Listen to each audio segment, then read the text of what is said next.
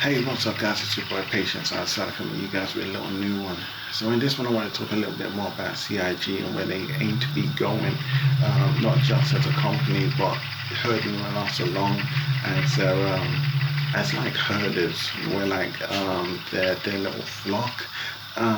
Because I've noticed they've been making a lot of I'm not sure if there have been mistakes lately. Taking this into consideration, what do I mean by that?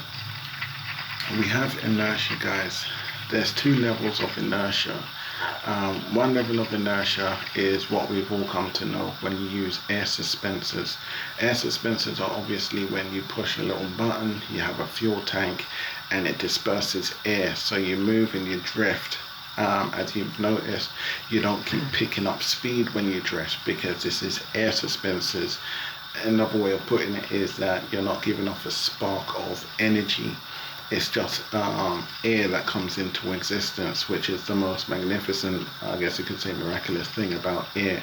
As energetic as it is, it's not a spark of energy. So it's not destructive, as it were.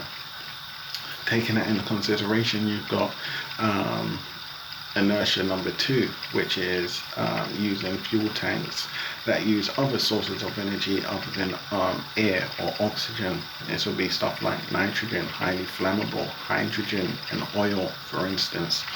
There's other things that we could use.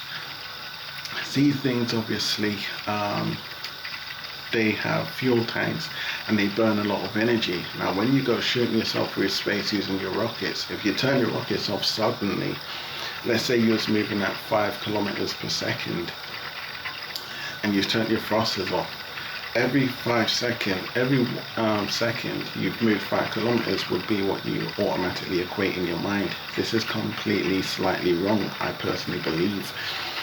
The first 5 seconds, the first second you've moved 5 kilometers, but then the second after that you've moved 10 kilometers, and then the second after that one you've moved 15 kilometers. It multiplies. The reason why is because there's a climbing velocity because of the spark of energy. There's no momentum to slow you down. So you will keep picking up your speed multiplied by your starting velocity. There's also the climbing velocity, which was your starting velocity. You got starting velocity and you got climbing velocity. The climbing velocity is also taking into consideration how long you've been in 5 kilometers per second. That's your climbing velocity.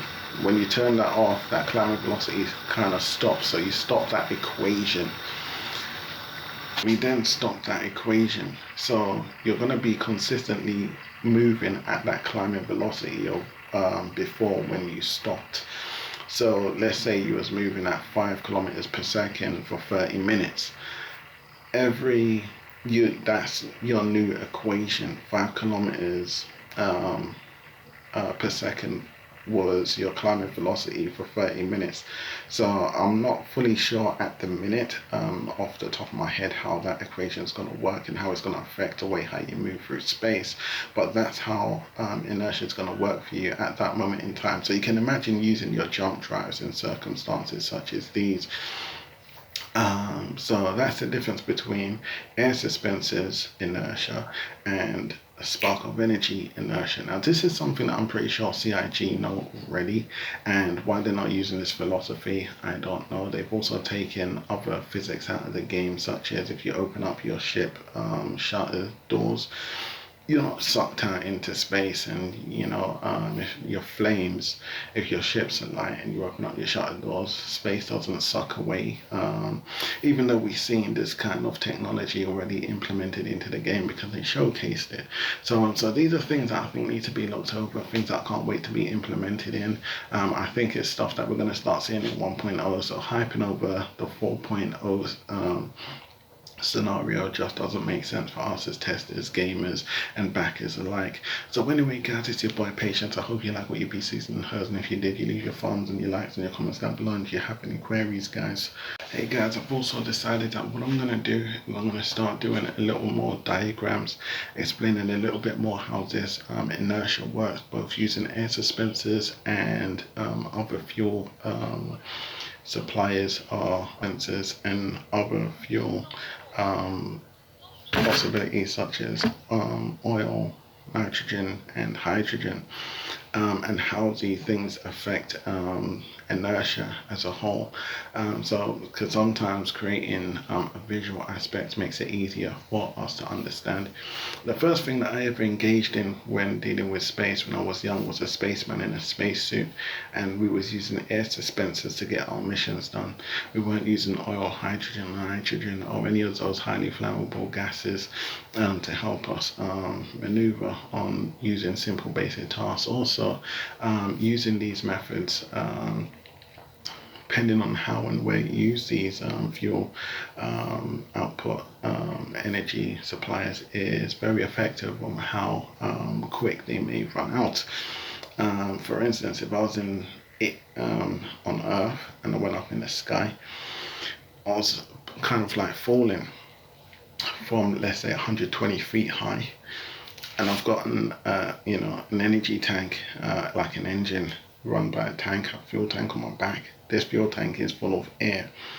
If I click my button, air starts shooting out of my fuel tank. You can quite imagine just how quick that energy supply is gonna kind of deplete. Let's change that case scenario. If I've got the same fuel case on my stomach and I'm falling from 120 feet on a planet, and I've got a fuel tank on my back, but this on my back, and this fuel tank is burning nitrogen, hydrogen, or oil, let's say. Well, it's gonna take a little longer, a hell of a lot longer, for it to burn out. So it's not gonna deplete as quick. Let's take this case scenario into space. If I'm using air suspensors in space, it's going to take a hell of a lot longer for my air fuel tank to run out, because I'm using minimal fuel for maximum, I guess you could say, output. If I tap my fuel 5 times, I'm going to move, at that speed. I can kind of generate the speed that I want to move at. If I want to move a hell of a lot quicker, yes, I will turn on my other fuel.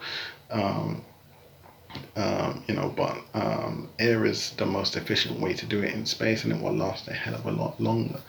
Using another alternative in space, such as oil, hydrogen, nitrogen, or anything of the sort, is not really efficient unless moving long distances or vast distances, and even then you'll have to manage your speed. This kind of covers a lot of ground, because stopping distance, or stopping how you stop in these realms of inertia, is also one to be strongly considered.